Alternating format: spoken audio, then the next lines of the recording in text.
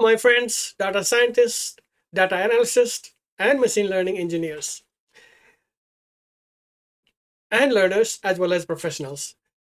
I have presented lessons on cross-sectional data and whole spectrum of what are the problems that engulf cross-sectional data and its solutions. When I did world data analysis demonstration, and similarly, I am presenting you the problems of time series data with Canadian economy macroeconomic data. Today, I want to show you, to be consistent with the analysis, I want to show you the problems inherent in time series data. One of the most daunting problem in time series data is always autocorrelation problem, serial correlation problem. I use autocorrelation, serial correlation interchangeably. That means the value of the current year depends on the value of the previous year. This is always the case with autocorrelation problems. So that one of the best ways always to see if we have autocorrelation or not is run a simple linear regression, just like we are doing here.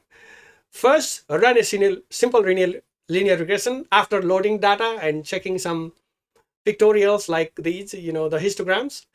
When you run the linear regression, you can clearly see here R square really high, almost perfect, 0.992.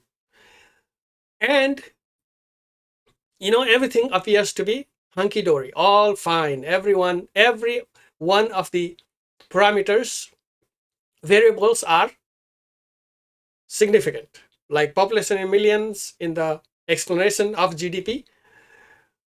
Population is significant, longevity significant, mean tax rate significant. And it looks all great and fine. This is the dream result one would expect if one want to make a bold statement that yes, these are the factors that impact the growth of GDP. But this is a big problem with the autocorrelation here. Now look at this stat, Durbin-Watson stat. Look at this. There is 0.790, which is way far from 2. When DW stat equals 2, we assume there is no autocorrelation. Since this is way far from 2, there is a positive autocorrelation. Okay? When DW stat is greater than 2 and closer to 4, we assume a negative autocorrelation. So here we have a positive autocorrelation. So that means all our variables are non-stationary. We need stationarity in the variables. Stationarity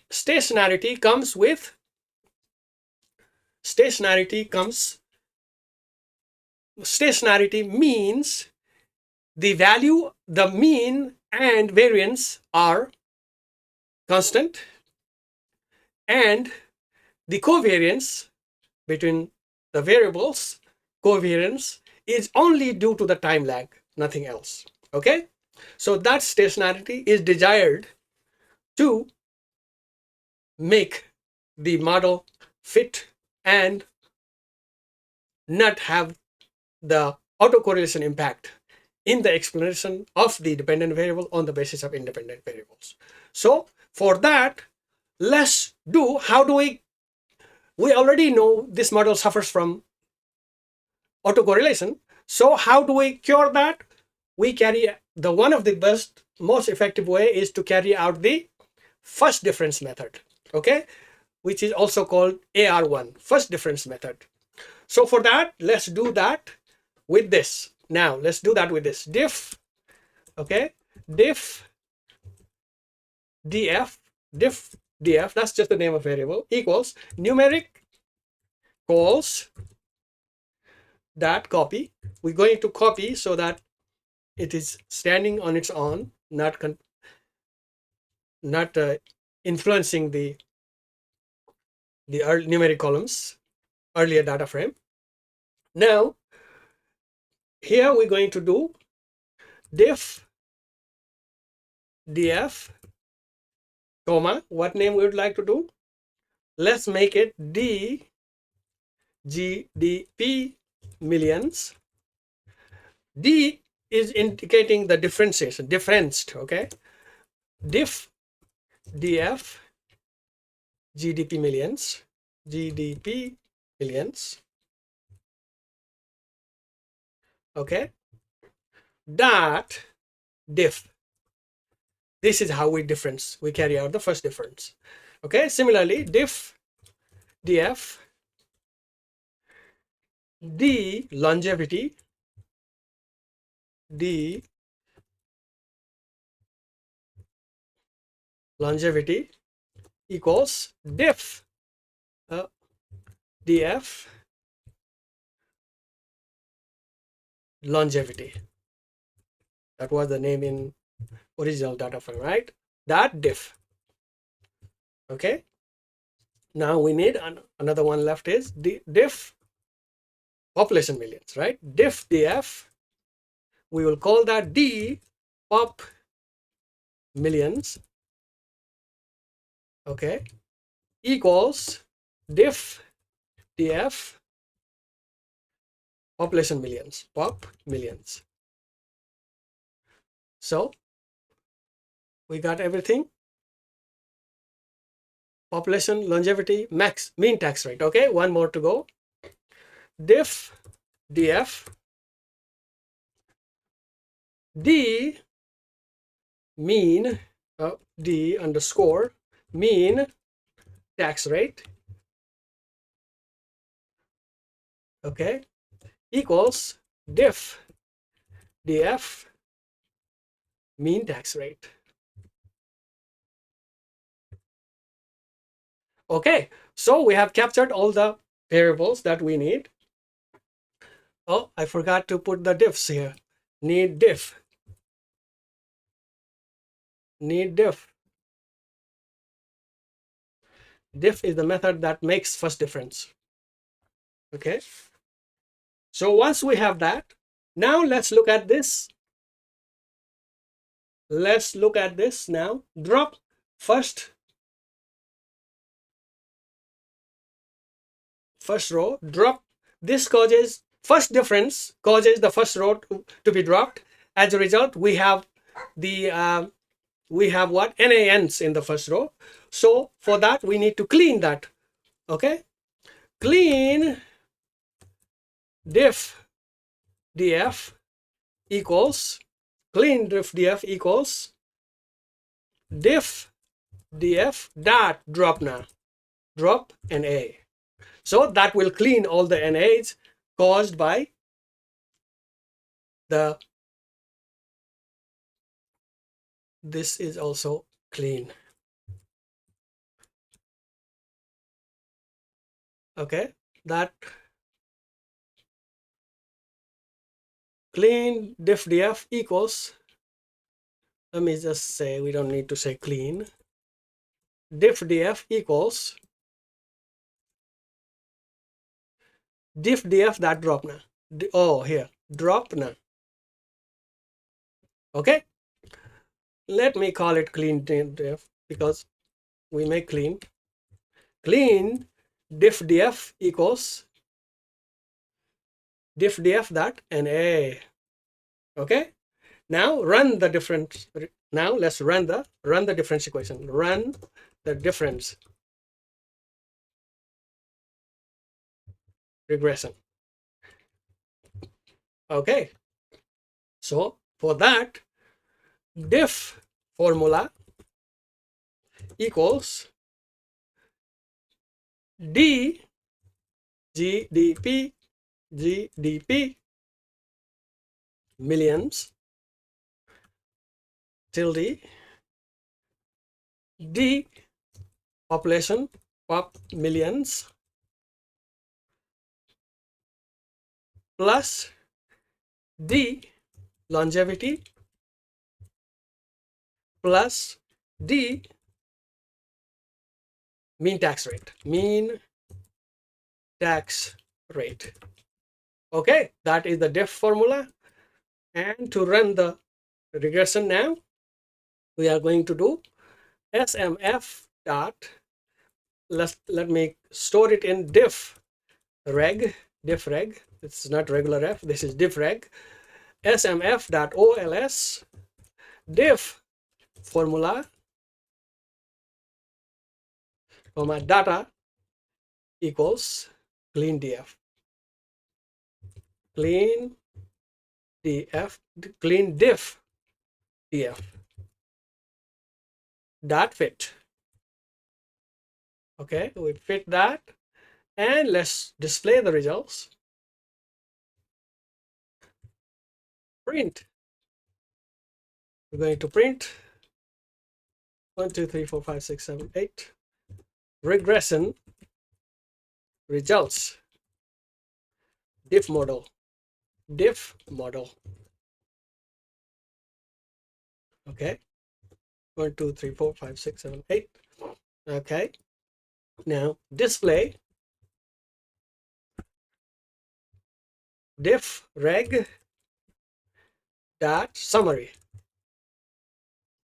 Okay. Let's run this and see if we improved our R square DW statistic from 7.79 to what number. Let's look at this and see. Okay, I need to run all because it is giving me this not defined, so which usually means we need to run all the cells. Press kernel. Okay, it's running.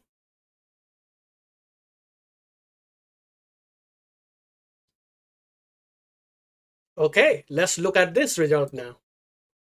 You see here? Now, look at that. The R square was 0.992, right? Now with diff model, now it has come down to 0.161. And look at the Durbin-Watson. You see, DW is now approaching 2. So we have cured the Durbin-Watson problem. We have cured the Durbin-Watson issues that we had by first differencing. Okay, so according to this model, first difference model, all variables are significant. Population is significant, mean tax rate is significant, but longevity is not significant. So this is more plausible, and we can see the improvement on Durbin-Watson autocorrelation problems. Now it is approaching 2, which means our hypothesis that HO, null hypothesis that there is no autocorrelation, holds true. Okay. All right. So that being the case, now we clearly solved the problem of autocorrelation. Okay. All right. So this is one of the popular ways of solving the problem of autocorrelation. You can see this, that autocorrelation has improved because of that, because of the first difference method. Sometimes if autocorrelation doesn't improve, we can go on second difference, we can go on further difference. That I will show you in the next lesson. This lesson, I just wanted to show you with this new data sets that when there is a problem of autocorrelation in time series, we can solve that with first difference method, taking a first difference method. Just by looking at first, step 1, run the regular regression model and see the Durbin-Watson statistics. If it is showing clearly autocorrelation problem, serial correlation problem, then create a first difference method model, create a first difference model and run that and see if that cured that problem of autocorrelation. Now, which you can clearly see here, 1.856 is almost close to 2, which has cured the problem of autocorrelation inherent in this. So that is what I wanted to explain to you today in this lesson. In the next lesson, I will show you how to check unit root problem, how to check the unit root test. That means whether the variables in the time series data are stationary or not, with a very popular method called augmented Dickey-Fuller test. That will come in the next lesson. Today, I just wanted to explain to you to show that time series data should not be, the results of time series data should not be taken in the face value and, you know, feel satisfied that, oh, the model is so perfect, is so great. Because of the autocorrelation, the time series estimates have been inflated because they suppress the variances. They suppress the variances, causing the estimates to be high. So, in other words, it is called autocorrelation causes violates the assumption of efficiency. They are no longer efficient. Okay, that is what I wanted to illustrate to you. Hopefully, this was clear to you. If not, please comment below and indicate what area was not clear and what you would like to explain further, and also indicate me that what are the areas that you would like me to test to carry more tutorials in the future.